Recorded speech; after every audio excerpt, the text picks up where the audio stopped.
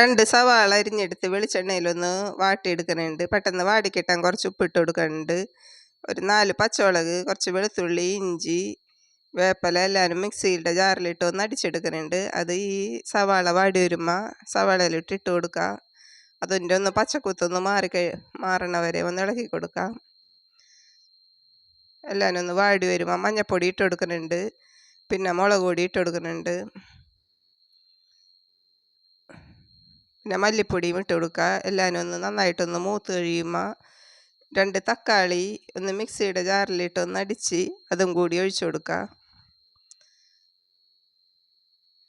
എല്ലാവരും ഒന്ന് നന്നായിട്ടൊന്ന് ഇളക്കി കൂട്ടി കഴിഞ്ഞുമ്പോൾ ഈ നന്നാക്കി വെച്ചിരിക്കണം ചിക്കൻ കഷ്ണങ്ങൾ ഇട്ട് കൊടുക്കുക.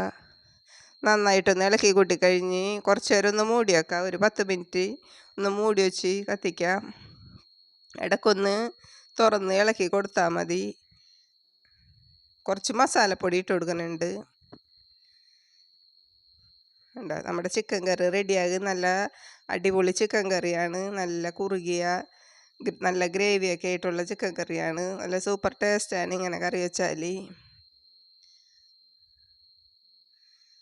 എല്ലാവരും ഇങ്ങനെ ഒന്ന് കറി വെച്ച് നോക്കണം കേട്ടോ. നല്ല സൂപ്പർ ടേസ്റ്റാണ്.